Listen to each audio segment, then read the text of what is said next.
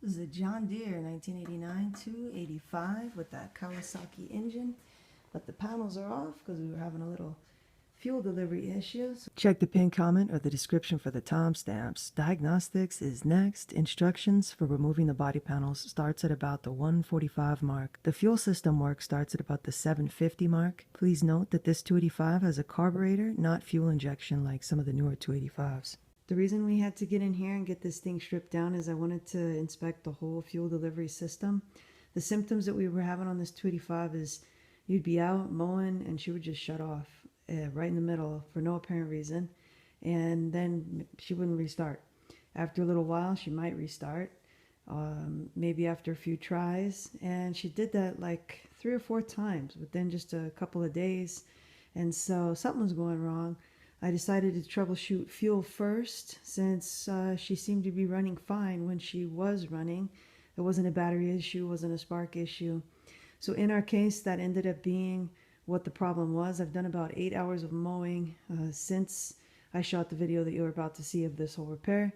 And we ended up having an obstruction in a steel fuel line that runs about where I'm putting my finger here. So you got to take everything off to go and get to that. Now this was not a repair that I actually planned on even filming, but I decided to after I got into the job. So I didn't film the bolt by bolt of removing all these panels, but in a second here I will show you every single bolt that you need to remove, including the hood if you need to get in there. I'll put up a timestamp up here if you just want to go ahead and skip to the point where I've got the fuel tank out and I'm working on the fuel lines. So the way that I recommend to do it is first you want to open up the hood here and push that back. There's a fastener here that's a 1/2 inch. There's one there and there's one right on the other side. Same place, just like that. Take those two out. They're just bolts. There's no nut on them. There's a little receiving part that's in there. This is a plastic piece. You can pull that back. This you'll have to take off. This here is a 19 millimeter or 3/4 inch. So just break that free and either hold this with your hand if you got good grip, or with channel locks. Just barely, turn that jam nut and you'll be able to turn this off. You have to take this knob off, turn it counterclockwise. It'll just screw right off. Then this boot, you kind of pull it. There's like a plate under here you'll see later in the video. Kind of pull it back like that all the way around and the boot will come free. Then I just put a little rubber grease right here and pulled the whole thing up to clear that part and was able to get it off. The seat then, there's 4 fasteners, just these nuts. There, and there and there. Take those out and then unplug the safety switch, and then you'll be able to pull that whole seat out. Okay, then you have this fastener. This is again 1/2 inch.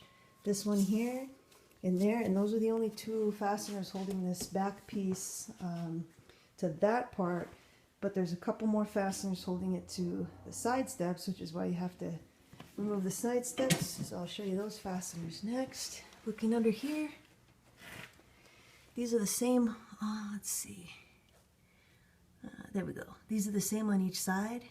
There's that one right there,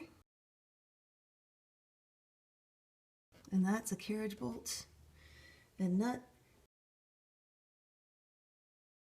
There's this one here, and you can see there's a spacer on there. That's a real long one. Down here, there's a shorter nut and bolt to the center part, and then to the back piece, there's those 2. Let's see if I can get them both in there. There you go. Those 2 are nut and bolt that hold the side step to the rear panel, and you're going to have the same 5 fasteners in the same spot on that side as well. So you have to remove those 5 fasteners, those 5 fasteners, and then at that point you can pull each of the steps off. The next part is getting the back panel off, and that's where it gets a little tricky. As you'll see soon in the video, there is a lip, a really big lip on this back part, which is why you can't just lift this back part up. this is going to get in the way the whole time you're trying to get this back part off. So what you want to do is try to lift this up a little bit and then pull it that way, kind of pull it back to try to clear this. But you're also going to have to grab this and jiggle it to kind of get it up to just the right spot before this will be able to move back. I'm not sure exactly why it's designed that way. I see there's a lot of complaints about it online in the John Deere forums, and so it's just something that we got to deal with. But don't lose your patience. Just make sure you have all those fasteners out. When you go to move that, you're just going to have to figure out how you have to move this up and down and back a little bit to clear that. And it also kind of helps if you sort of pull it up a little bit. If you have somebody to help you pull it up while you're pulling that part back. You don't have to remove the hood to replace the fuel lines unless you're replacing the line that goes all the way up to the fuel pump. But if you do need to remove the hood like I did, because I had to get in here and replace a vacuum line, I'll show you how you can do that. I'll just point out a few things first and then I'll kind of show you in actuality. Okay, looking down here, you see there's like a cotter. Alright, there's a cotter key there. And then there's kind of like a bushing that's riding on that bracket. The bracket that's attached to the chassis. Then you have the same thing over here. What I'll do next is just pull each one of those cotter keys out, slide the bushing to where the cotter keys were, and then pull the hood up. Hopefully you can kind of get your bearings there. I'm reaching in from the left side. I'm just going to pull this pin out there, this one too. Alright, then I'm going to use a pry to get that just off of the bushing. Let's see if I can work around the camera. Okay, so that right there. I'm just going to try to get it off like almost.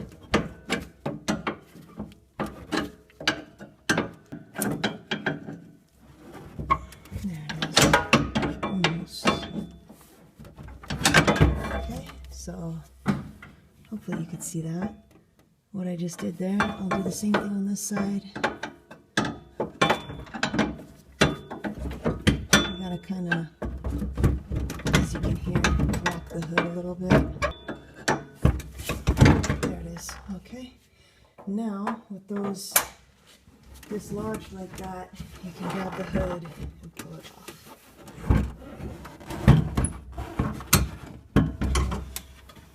This here is where the fuel tank goes. It's a little 3-gallon fuel tank here. The fuel pump is not in the fuel tank. It's actually up in front of the engine right by the carburetor. So if you imagine that that fuel tank is in there, there's a short stretch of hose right there that I replaced that goes to this metal pipe right there.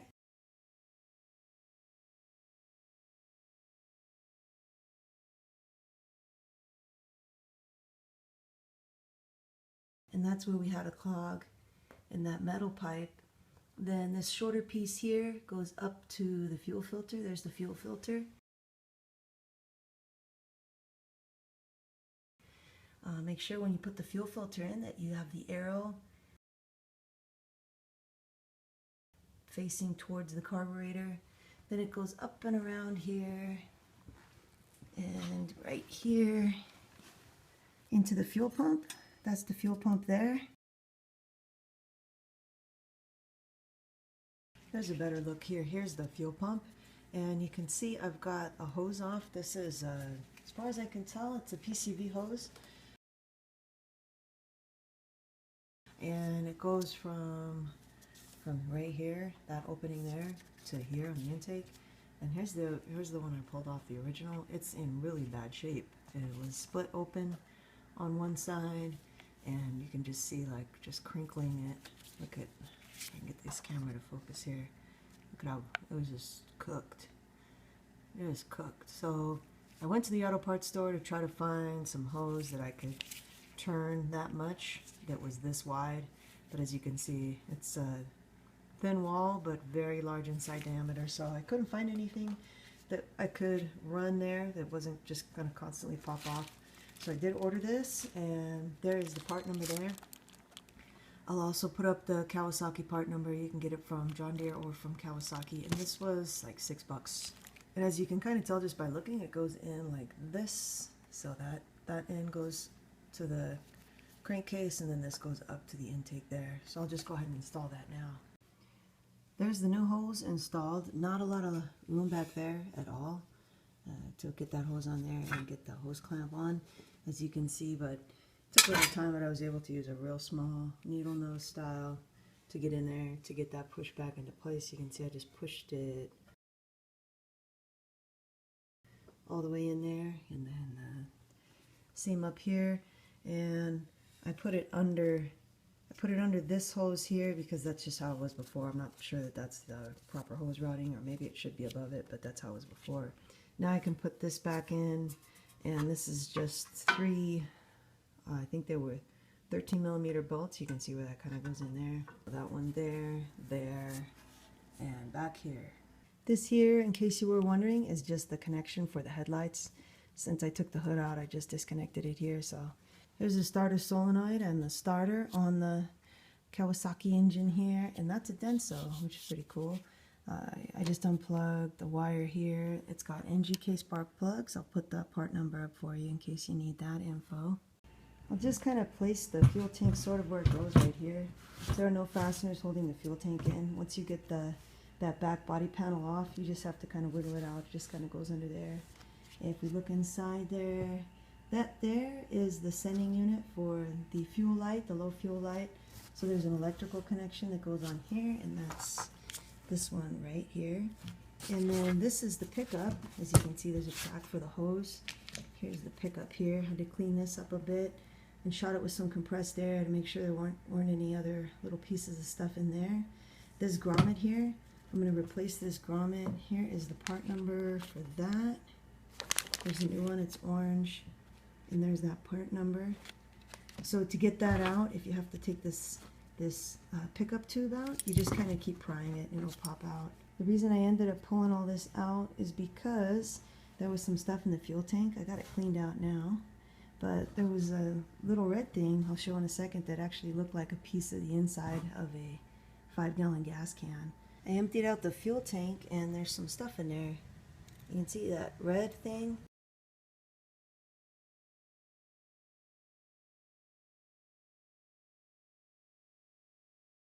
And a little piece of that somehow ended up getting into this little thin tube. And it clogged it up just enough that it would sometimes run, sometimes not run, and sometimes be running and shut off. The reason I'm replacing this grommet and the hose that went there, there's just a hose clamp that goes on that hose. It's because this area had soil in it, and the soil smelled like fuel. So there was a leak somewhere, and so I just decided to replace all that hose. It's just a regular 1/4-inch hose. You can get it at the auto parts store for like $1 or $2 a foot, and you don't need but maybe 3 feet, because I was surprised to see this. I thought this was going to be hose here, but it's that pipe, so obviously you don't need to replace that. I did take that off and blow it out with compressed air. Some of these bolts were a little tricky to reach. This one here and the other one on this little metal fuel rail is a carriage bolt on the inside, so it wasn't too bad. But for the side steps and some of the other panels, some of them were carriage bolts and some of them weren't. So it wasn't a whole lot of fun doing it with the mower on. You have to really kind of reach under here. If you think you might be doing this job, go ahead and put it up on blocks beforehand. I should have done that, but I didn't think it was going to get this involved. I do not have a service manual for the 285 here, so I was surprised to see this. Kind of cool. There's a fan here. It's on that same drive belt that's powering the pump there, and that pump, and there's a little tag, and it's, I get the camera down there, it's Sunstrom, what's it say there? Sunstrand Sour is what that says there. There's some numbers there. I don't know if that helps anybody. Looks like it's made in Japan. And then this axle here on the back is Tough Torque by Kanzaki, it looks like there. So there you can see there's your refill, and there is your oil filter down there. These cooling fins here were packed in with quite a few years of soil, so I blew all that out. It wasn't as clean as it looks now. It doesn't look that clean now, but It didn't quite look like this when I pulled these covers off. There was a lot of dirt, a lot of soil down in here. I'm going to be replacing this fuel cap because it wasn't venting properly, and this was $18 from my local John Deere. There's the part number there, AM117325, and this is a grommet that goes on the inside there. You can see it there on the new one, and I actually found this one inside the fuel tank, even though the old fuel cap did have one on, so at some point it fell down inside there. The other thing that I found in there was some grime and stuff, but the other thing I found in there was this, which really does look like something that might have come from the inside of a 5-gallon fuel container. And it was a little small piece of this, like maybe about that big, that was stuck in that tube there. And it was in just such a position that I think that might have been what was killing fuel, because that tube is very small diameter. Another quick note about that fuel filter, here's the part number. You don't have to buy it from John Deere. My local John Deere just had them for a good price. They were like $5 each. You can use them, whatever ones that are at Lowe's or Home Depot. These fit a lot of applications, but you'll notice here that it's got an end fitting for either 1/4 inch, that one here, or 5/16. So this is 1/4 inch hose, so you don't have to push it all the way past here. If you do, you might get some little splits in the hose, so just push it to here and then seal it real nice with that hose clamp. I'm going to be replacing these hose clamps with Oetikers back here, just because obviously those aren't undone often. You wouldn't necessarily want to use Oetikers on these two spots though, because you'd have to change the Oetiker every time you change the fuel filter. And this here is what I mean by Oetiker clamps. These are Oetiker clamps. That's just one of the trade names. I think they were probably the original ones that patented it. There's knockoffs these days, and some of the knockoffs are quite good. You just want to make sure if you get knockoff ones that the inside doesn't have any rough edges.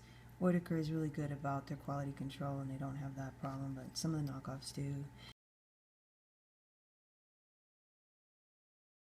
You can see on the band there's a little number that says 16.2, and these are all different sizes, 14.0, etc. It's a little one here, 13.3.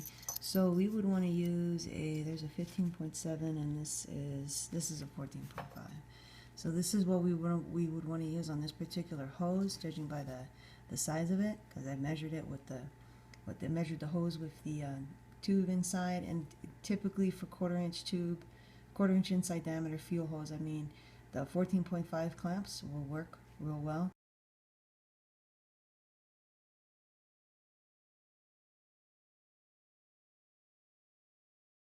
And I think they'll work fine on this application.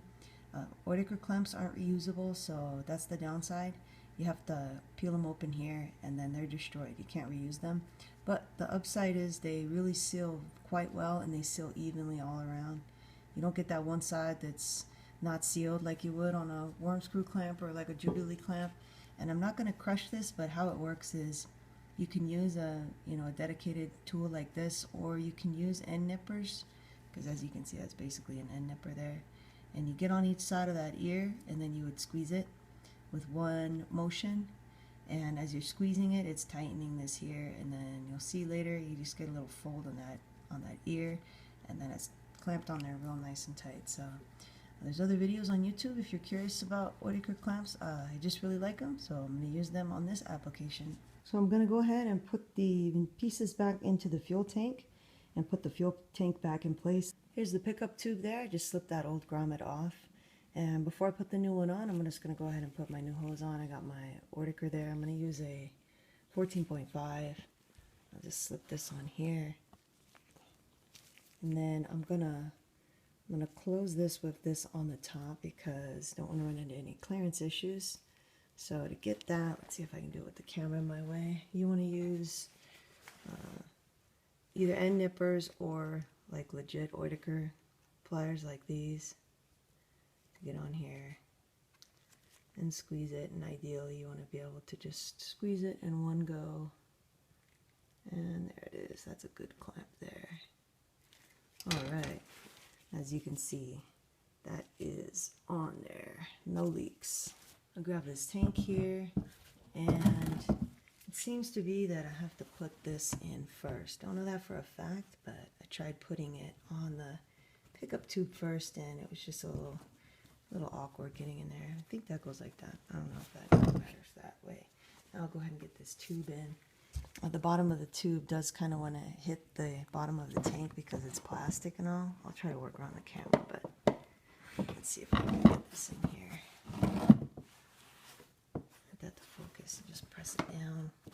Kind of see how far it's going in. Almost. I might have to move the camera.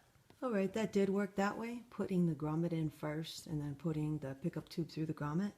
You have to kind of have to persuade it a little bit because, you know, this is flexible enough that it's going to move since it's just plastic. Then this is a nice tight fit here. You can see I put a little bit of rubber grease on that hose to help persuade it to get in there where it belongs. And I just wanted to show, since this is a brand new gas cap, we know it works. Well, we don't know. We can be reasonably assured that it works, and you should be able to hear a vent on your gas cap with the gas cap all the way closed. Like with the tank empty here, you can press down and hear that. So if your cap is not venting like that, then it's time to replace your cap. As far as I know, they're not really serviceable because as soon as you try to pop this cap off, it doesn't want to go back on. So you probably have to buy a new one. We can stick this fuel tank in now. And this part on the bottom, that right there is going to line up with this hole. Just want to have this electrical out of the way. This part here is the part that you just got to fit within the frame there. It just kind of only seems to fit one way. So let's see. There it goes. Okay, so that's in there. The electrical here for that sending unit, we can get that plugged in. And that also only fits one way. If it's not fitting, just flip it upside down. This here is just a little clip where that electrical went. And this is for the safety switch on the seat. So we'll have to bring that up through the panel once we get that panel in. I'll go ahead and work on the fuel line over there. So there I've got the hose there, and I just made a mark of where I want that hose to press down to, that line there. And then I made a mark on the hose where I want to put the band so I know it's past that flare. And I'll just slip a 14.5 Oetiker on here. And I want to have, so I'm not going to put it on this way, I'm going to put it on this way so that in the future if I have to take it off, I can get to this band here to peel that back. And then I'll put that facing backwards so I know it's not going to be rubbing into body panels or anything. So let me get this on here. There it is, okay. And then you can see my mark that I made. So I'm going to try to close it right about there. And here I just did that same technique on the other end here. This is just a little heat shield that I happen to have, so I decided to slip it on the hose. It's not necessary, but I put it here since this might bump up against stuff, and at least that'll give a little bit of protection. I recommend that you do this back one first if you're using Oetikers, because this that angle right there is going to be fixed because of that groove in the tank. And so the curve on the front end is going to point that way. So if you clamp this side first, then you might not know where your band is to open it up. Obviously you'll still be able to turn it up on this end, but I would just suggest doing that back one first if you're going to use these type of clamps. When you install the fuel filter, you'll notice there's a little arrow. It won't be black. I colored that black just to make it easier to see. You want to point that arrow in the direction of the fuel flow, so towards the carburetor. Not exactly sure about these hanger points here. This had one zip tie on it, and this was missing, so I just came back, replaced that zip tie, and then put another one here. I'll see if that works. Now, I don't know if I'm doing this correctly, but I remember that the last piece that I removed was this center piece here, but it wasn't, it kind of had to be sort of half on. So I'm going to start putting this in and pushing it forward a bit, and then I might have to move that when I put this main back piece in. Now I'm going to try to put the main back piece in, and I'm going to have to watch for alignment on this and on this. So, let's see here. Oops.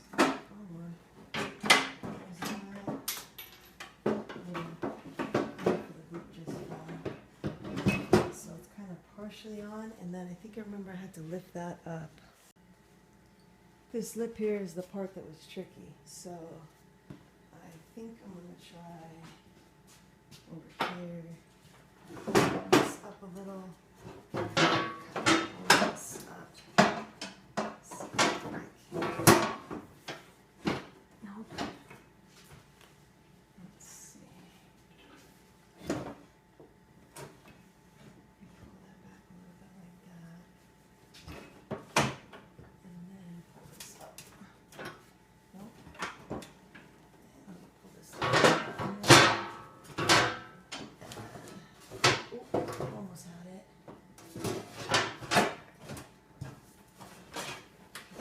There it is. Oh, I would have had it. Try it again. Alright, there it is. Okay, now I just gotta get it lined up. Over here, the shifter.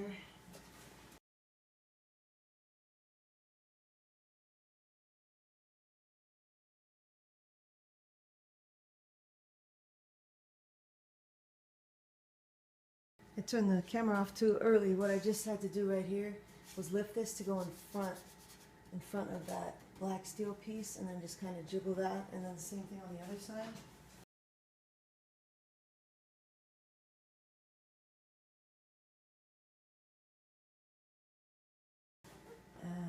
Let's see. It's pretty close, but not quite.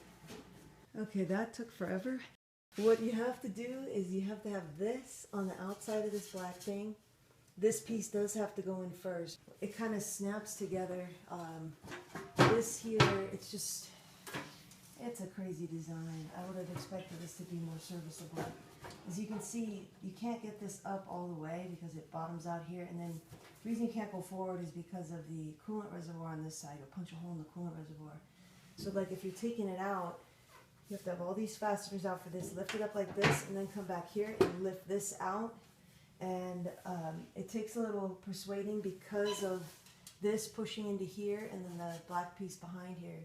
But to put it back in, this part here, make sure it's on the outside of the metal, metal elbow, and then this will kind of snap into place when you have it in the right spot.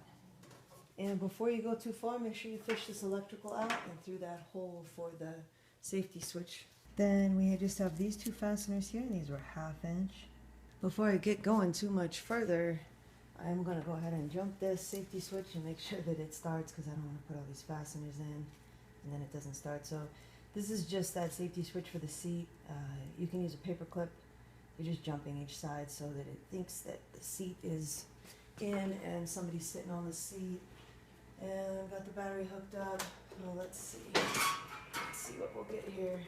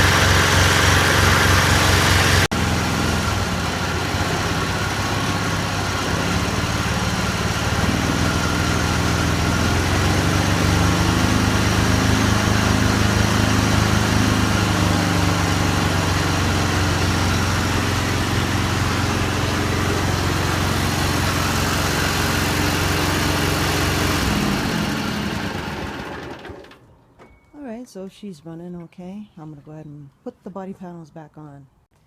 The fasteners that I had for the side steps were these here. There was just one nut and bolt for that one there. There was this here with the spacer for that one there, and then that was a carriage bolt. You can see that's a square cut there. If you took years apart like I did, and you don't remember, and you have these loose nuts, these are for the seat posts, so you won't be using these on any of the sides. And then the other side, where the footrest connects to the skirt or the rear, whatever you want to call it, were these here. And these were probably originally 1/2 inch, but some of these are kind of chewed up, so I've been using either a 1/2 inch or a 13 millimeter on these. You can see I've got the footrests on both sides. And what you want to do, what I suggest to do, is to get all the fasteners in, the 5 fasteners. So this one here is a carriage bolt. This one here is the one with the spacer. That's a regular nut and bolt. It's shorter than the 2 that go here. The nut and bolt that go here are longer. So there's 5 total on each side. I suggest you get them all in on each side and then come back and tack them down. And as I mentioned before, doing this with the mower on is not really that much fun. I should have taken the mower off, but I got it done. So this one here, that's the carriage bolt. You have to run the carriage bolt in from this side, the inside, and then put the nut on the outside. This one, I decided to run the bolt this way. The spacer's in between here, and then the nut is on the inside. So I reached around here and put a wrench on the nut and then used the long extension to get out here with the ratchet on that bolt. And then this one down here, same deal. I decided to run the bolt this way, and I don't think you can fit the bolt on the other side. I don't think you could get it through. So then I just went in here with the open end wrench to fasten that down. And then these two back here really aren't that bad. There's that one there, and then that one back there. So you just have to use a few different tools. You're definitely going to need an open end wrench, and it's the same with the 5 on this side. Again, just that carriage bolt up there. That's the one with the spacer, and just because it's easier to show on this side, that's what I mean about that spacer. See, it goes between the green panel and that steel part of the frame. It's like a hanger for the implements. And then back there, same deal. And on this one, I went that way. You can see how I ran those. To get the seat back on now, if you took this spring out here for the locking mechanism for the seat track, then we got to put that in first. I cleaned this up because this wouldn't move at all, so I just shot it out with some compressed air, both tracks, and then I had to hit it with a deadbolt hammer for it to move at all at first, but now it moved. So I went and just lubricated it with some white lithium grease. But this spring here goes looped on the side here, on the side, not up there, on that side, and then around this loop here. Oops. Pull that out there. There we go, just like that. And that's how that seat track will lock. So now I'm just going to kind of line these up, because obviously the holes in the seat are going to constrain that. So I'll grab the seat now, and as you're putting it in, just make sure that you route this through a little hole on the base. So I might just get the back ones started, that one, and come in through this little hole. And then might as well go ahead and plug it in. Just make sure that's nice and snug in there.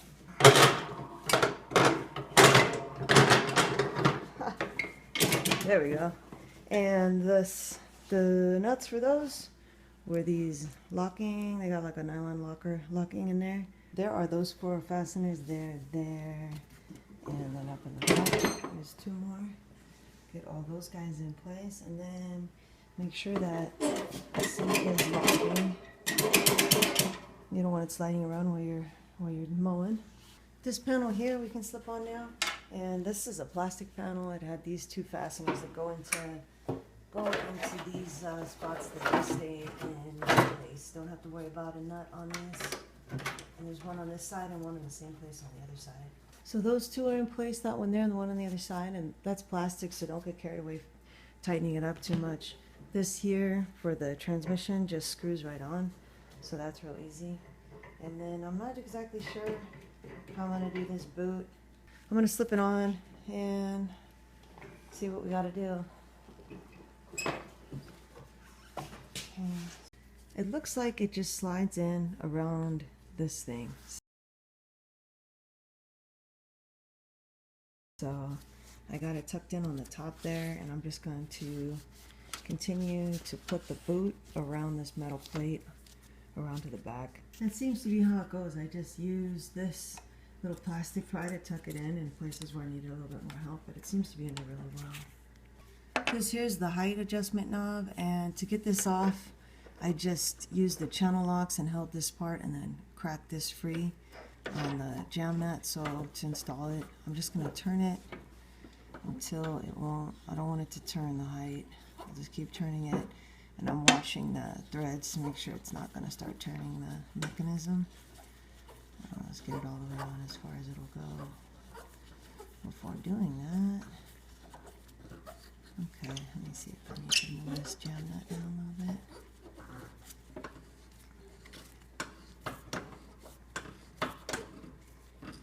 Alright, that looks like that's pretty good. So I'll go ahead and hold this, and this was a 19 millimeter or 3/4 inch. I'm just gonna hold that just to make sure I got this on there snug. Not holding it. Let's see. Feels pretty snug. Now just test it by just slightly turning the handle. You can see it is turning the bolt. So that's what we want it to be, so that's good. Now for the hood, when I remove the hood, there's like a bushing here, and then there's a cotter key here, but putting it back in is a little bit tricky. I'm not sure exactly what the official technique is, but I'll show you the way that it seems to work for me. Keep that cotter key out so this bushing can slide back and forth on each side, and then I'm just going to pick it up, and I'm going to aim to put this thinner part of the support into here, and then I'm going to close it and then come in from the front and push the bushings in.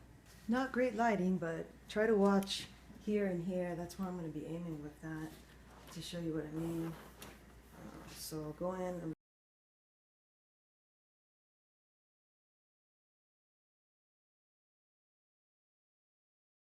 just going to go for the skinny part. Just get it close enough that I can close it. So it's probably blocking the camera now, but it's there. Just went on, so I can grab my light out of here. Now we're just going to close the hood, and I'll show you what I mean up here in the front. So up here in the front, you can see the skinny part is there in that part on like the hinge, whatever you want to call it. And then I'm going to just try to slide this bushing in like that. Okay, and then do the same thing on the other side. So the bushing is in on both sides right there, but I don't have the cotter key in. I'm going to try to go ahead and raise the hood to slip the cotter key in. You can see the bushing there is in the right place. So now I'll raise the hood and push those two cotter keys in. I'm going to pull the hood up slowly so if they don't hopefully dislodge, and we'll see if they are both where they need to be still. And yeah, it looks good. Alright, so I'll put those pins in now. Okay, there is the pin in place on that side.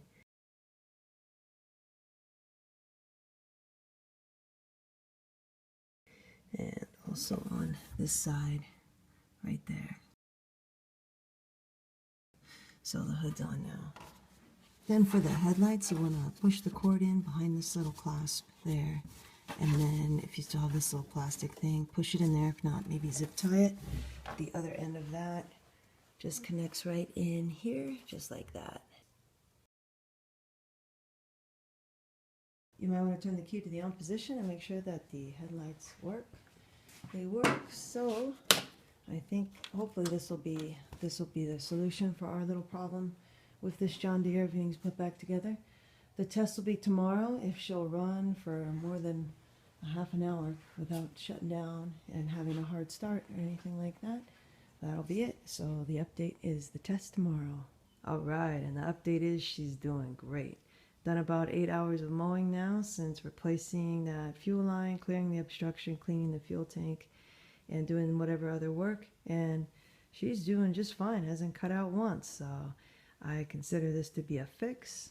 If you're having this issue, maybe this is similar to something you might be able to use to fix your 285. I hope this video was helpful for you. Thank you for watching and good luck with your repair.